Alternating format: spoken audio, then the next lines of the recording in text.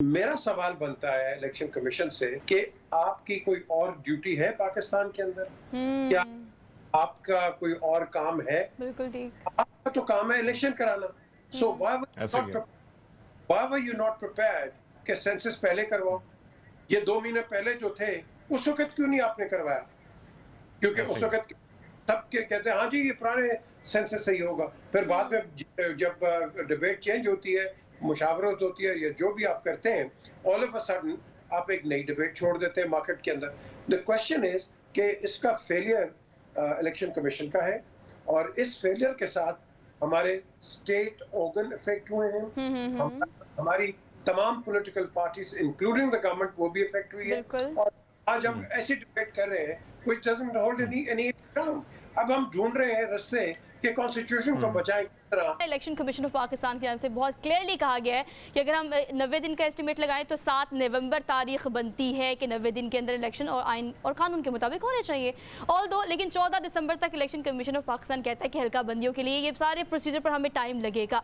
तो सर आइन और कानून की बात दस्ती के हक का नारा लगाने वाली जो भी हुकूमतें रही हैं, जो पाकिस्तान में हमेशा नारा लगता रहा है, हर हुकूमत ने लगाया है, सर वो कहाँ गया कि 90 दिन के अंदर इंतखाबात कराने बाय हुक बाय क्रुक अब तो नहीं हो सकते?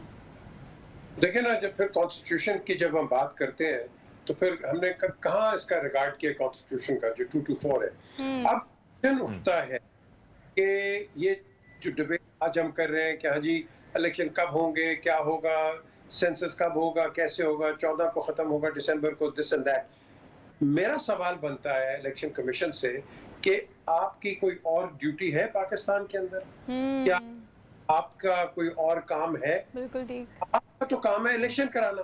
सो हुँ, ऐसा क्या? Why were you not prepared कि सेंसस पहले करवाओ? ये 2 महीने पहले जो थे, उस वक़्त क्यों नहीं आपने करवाया? क्योंकि ऐसा उस क्या? वक़्त सबके कहते हैं हाँ जी, ये पुराने सेंसस से ही होगा। फिर बाद हुँ, में जब डिबेट चेंज होती है, मुशावरत होती है या जो भी आप करते हैं, ऑल ऑफ अ सडन आप एक नई डिबेट छोड़ देते हैं मार्केट के अंदर। द क्वेश्चन इज़ कि इसका फेलियर इलेक्शन कमीशन का है और इस फेलियर के साथ हमारे स्टेट ऑर्गन इफ़ेक्ट हुए हैं। हुँ, हुँ, हम हुँ, हमारी तमाम political parties including the government वो भी इफ़ेक्ट हुई है बिल्कुल। और आज हम हुँ, ऐसी डिबेट कर रहे हैं which doesn't hold hmm, any ground. अब हम ढूंढ रहे हैं रास्ते कि कॉन्स्टिट्यूशन को हुँ। बचाएं किस तरह और कहें कि बचाएँ तो हाँ जी, कैसे बचाएँ? बिल्कुल ठीक। मीर साहब, आपको याद होगा कि इलेक्शन के हवाले से मुत्तफ़िक़ा तौर पर सेनेट में जो करारदाद मंजूर हुई थी और अपोजिशन और गवर्नमेंट दोनों ने ये मंजूर की थी और इलेक्शन जो है 90 दिनों में होना है। फिर आपको याद होगा कि मई के महीने में एक और कानून बना और वो ये था कि तौहीन पार्लियामेंट। अब अगर इन दोनों चीजों को रखा जाए, एक तरफ 90 दिनों का इलेक्शन, फिर तौहीन पार्लियामेंट को रखा जाए, तो आपको नहीं लगता कि आर्टिकल 224 के तहत की ये वायलेशन होगी? अलग अलग इलेक्शन कमीशन जो है कहीं ना कहीं इसको जेल की जो सलाखें हैं वो भी भुगतनी पड़ सकती हैं, क्योंकि आइन तो रोंदा जा रहा है ना। जिस तरीके से पहले तो 2 सूबों का जो इलेक्शन था इन्होंने नहीं कराया, पहले बहुत सारे हिले बहाने जो हुकूमत ने भी बनाए, इलेक्शन कमिश्नर ने भी बनाए। अब आपको क्या लगता है कि कोई अदालत से कोई बड़ा हुक्म आ सकता है इनके खिलाफ, सर? देखिए, अदालत होती है सुप्रीम और responsibility as far as elections are concerned वो किसने करवाने? इलेक्शन कमीशन ने। अब इसके अंदर बिल्कुल। एक और एक फरीक ऐड हो गया, सीसीआई, you know, अब ये काउंसिल ऑफ हम्म, एल्डर्स जो आ गए हैं, अब सीसीआई इन्होंने ठीक। सुप्रीम रोल प्ले कर दिया है। अब आप मुझे बताएं, या तो आप मुल्क काउंसिल ऑफ एल्डर से चलाएं या इलेक्शन कमीशन से चलाएं या सुप्रीम कोर्ट से चलाएं। हुँ, सो बेसिकली हमने खिचड़ी बना के रख दी है हर चीज को। हर एग्ज़ैक्टली। बंदा नहीं, मैं ठीक हूँ तुम ठीक नहीं हो। और यही वजह है कि हमारे अंदर जो लकूनास हैं और जो शॉर्टकमिंग्स हैं, हम हरमीत और हम्म, अच्छा, हम ये इसको आगे नहीं बढ़ाते और यही वजह है हम्म, कि हमारे फेलियर्स होते हैं। आज हम अगर आप ईमानदारी से बात करें, हम एक फेलियर की बात कर रहे हैं। ये एक फेलियर है। अगर ये इतने लायक होते, अक्लमंद होते और हुँ, बड़े वो कहते हैं ना एफिशिएंट होते, हुँ, तो हुँ, यार हुँ। और सर इसमें कोई दो राय नहीं, आप बिल्कुल ठीक कह रहे हैं कि सिस्टम में जहाँ पर हम लैग कर रहे हैं, जहाँ डेफिशिएंसीज हैं, वो हमारे फोकस पॉइंट है ही नहीं कि चलो उस पर काम कर लिया जाए, चाहे वो निगरान का भी ना हो, निगरान सेटअप हो, या फिर हमारी जो हुकूमतें आती हो 16 माह के लिए जो हुकूमत रही। सर इस वक्त एक और चीज़ है, इसके बारे में तमाम हल्कों में बात की जा रही है। एक तो मरीम नवाज जो स्लिपिंग मूड पे थी, उनके ट्विटर समेत तमाम प्लेटफॉर्म्स जो है वो बिल्कुल साइलेंट थे एट दैट टाइम, लेकिन अब ग्रेजुअली वहाँ पर भी हमें कोई ना कोई हैपनिंग नजर आ रही है। और फिर मिड ऑफ सितंबर में जो कहा जा रहा है कि नवाज शरीफ वापस आ जाएंगे, तो उसकी तैयारी भी काफ़ी अच्छी खासी की जा रही है। सर उनके आने से या आप देखते हैं नून लीग की एक्टिवेशन से कितना फ़र्क पड़ेगा हमारी सियासत पर? डायनामिक्स कहाँ जाते हुए आपको, कहाँ ड्राइव होते दिखाई दे रहे हैं? देखो, with the greatest respect to Shahbaz मेरा बहुत पुराना दोस्त है, अपार्ट फ्रॉम हमारे प्रोफेशन से। PMLN without Nawaz is nobody, खत्म हो गया। बिल्कुल। True. And Nawaz Sharif when he comes back, I think recharge battery होगी PMLN के लिए, कि जो PMLN ने ग्राउंड लूज की है ये महंगाई की वजह से, हालांकि कसूर इनका नहीं है, जो भी गवर्नमेंट में होता उसके साथ यही होना था, लेकिन एक इम्प्रेशन बन जाए हाँ जी PMLN ने किया ये, नहीं, ये PDM ने किया है, क्योंकि ये 13 जमातों ने मिलकर ही है। मीर साहब एक और चीज़, अभी जिस तरह खबरें आ रही हैं, यानी निगरान सेटअप जिस तरह आ रहा है, और खबरें ये भी आ रही हैं कि आपने देखा कि मंजूर काका जो था, जो जिसके बारे में ये कहा जाता है कि वो आसिफ अली ज़रदारी साहब के फ्रंट मैन थे, और उनकी जो ज़मानत थी वो भी मनसूख हुई और दोबारा जेल की सलाखों के पीछे उनको डाल दिया गया है। अब ये खबरें भी गर्दिश कर रही हैं कि सुबह सिंह जो है वो टारगेट हो सकते हैं, और मुराद शाह जो है, मुराद अली शाह साहब जो हैं, उनको भी टारगेट किया जाए। बहुत सारे केसेस, बहुत सारे महाज दोबारा खुलने वाले, इस पर आप क्या कहते हैं सर? अरमीन, हमारे मुल्क के अंदर जो मुझे अफसोस होता है, हम ट्रम्पेट्स के साथ, ट्रम्पेटिंग के साथ एक बंदे को लेके आते हैं किसी पोजीशन पे, और उसके बाद उसको हुटिंग करके बाहर निकाल देते हैं। ये हमारा एक ट्रेडिशन है, हमने किसी को रिस्पेक्ट देते नहीं है। अब आज जिस तरह मुराद अली शाह साहब अब जाएंगे, गए हैं, अब इनके ऊपर कोई केस खोल देगा। यार बात सुनो, अगर हमने यही इस मुल्क के साथ करना है तो आपकी लीडरशिप कैसे इमर्ज करेगी? हाँ, जो इरेगुलरिटी है आप उसको जरूर इन्वेस्टिगेट करो, लेकिन किसी को विच हंट पे ना डालो, वेदर इट इज अपोजिशन या गवर्नमेंट। या हम कब तक ये विच हंट पे करेंगे, टू योर क्वेश्चन? और यही अगर होता रहा तो फिर वो कहावत है ना, what goes around comes around, फिर इस तरह ही होता रहेगा, जैसा करोगे वैसा भरोगे। ठीक सर। अच्छा सर, एक और चीज़ एड्रेस कीजिएगा, चले लेटर और सूनर, इंतखाबात तो होने ही होने हैं, चले 90 दिन को छोड़ दें, फरवरी तक कहा जा रहा है कि चले इंतखाबात हो जाएंगे, लेकिन नैरेटिव बिल्ड करना सर अब तमाम सियासी जमातों के लिए बहुत ज़रूरी हो गया। हम PTI की तो बात नहीं कर रहे, हम नून लीग की बात नहीं कर रहे, हम तमाम सियासी जमातों की बात करें, चाहे वो कोलिशन में हो, अगर हमने देखा है PDM की सूरत में, या इंडिविजुअल अपनी रिप्रेजेंटेशन दे रहे हो। अब नून लीग के पास सर इस वक्त क्या नैरेटिव है? 16 माह की जो मुसलसल महंगाई का ग्राफ ऊपर गया है, उसको किस तरह सर कैटर किया जा सकता है? क्या नैरेटिव बिल्ड करना चाहिए अवाम को कन्विंस करने के लिए कि वोट आपका आके उसे जाएं और इस्तेमाल करें जिसको आपने देना है?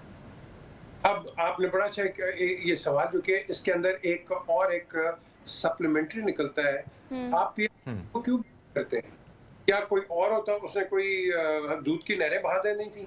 देखिए, जो वर्ल्ड के इकोनॉमिक हालात होते हैं वो हमारे जैसे मुल्कों पे भी असर करते हैं, और हमें क्यों ज्यादा असर करते हैं? क्योंकि हमारा टैक्स नेट बहुत छोटा है, हमारा टैक्स बेस बहुत छोटा है। हमने ज्यादा पाकिस्तान तो टैक्स ही नहीं देता। आपके तो एक जो वर्किंग क्लास है या गवर्नमेंट के होते हैं या आप कह लो कि कॉर्पोरेट के होते हैं, वही टैक्स दे रहे हैं ना, और कौन देता है? और उस पर आप बर्डन डाली जा रहे हैं। जब तक आप अपना टैक्स रेट बढ़ाएंगे नहीं, इसी तरीके से आपका ये सोशल वेलफेयर स्टेट नहीं बन सकता। अब बात आती है PMLN की इलेक्शंस के अंदर, वो यही कहेंगे कि जी हालात खराब थे, ये हो गया, वो हो गया, which is a fact. But the question is कि अभी आपने $1 बिलियन लिया है, 3 IMF से, 2 सऊदी से, 1 UAE से आपने लोन लिए। अब ये लोन को आपने कैसे कन्वर्ट करना है into refurbishment of economy? Mir साहब एक और चीज अगर हम देखें, मीर साहब अगर हम देखें, लेवल प्लेइंग फील्ड की बात हो रही थी, हमने देखा कि अखाड़े के एक बहुत बड़े पहलवान को एक साइड लाइन पे कर दिया है। अब आपको लगता है कि जिस तरह बातें गर्दिश कर रही हैं कि नवाज शरीफ साहब आने वाले हैं, जाहिर बात है खिलाड़ी है नहीं, आसपास मौलाना फजल रहमान साहब की, आसिफ ज़रदारी की बात करें तो कहीं ना कहीं वो सिर्फ सूबों तक ही महदूद हैं, तो बड़ी पार्टी को तो जिज करने की कोशिश की जा रही है।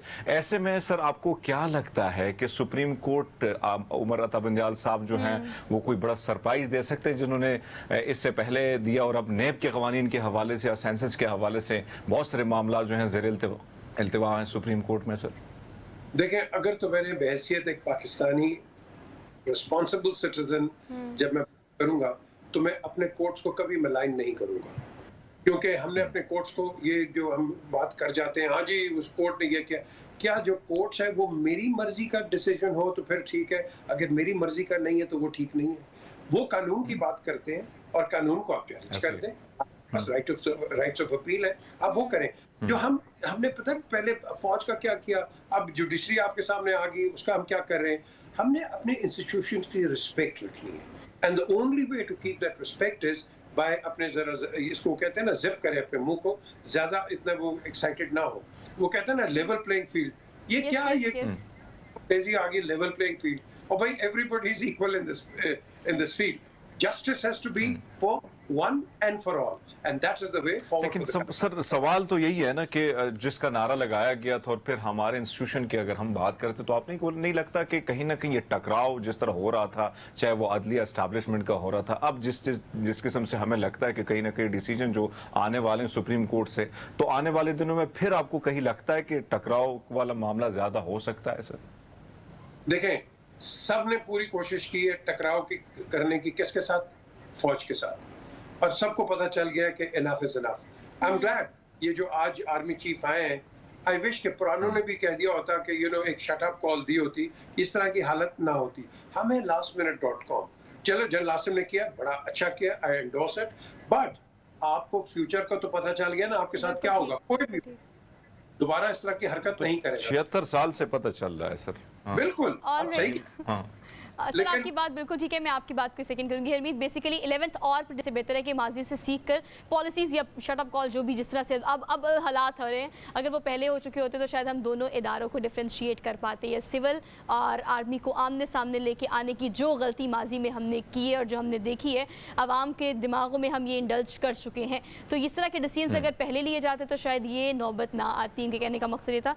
सर आपने वक्त दिया, आपका बेहद शुक्रिया।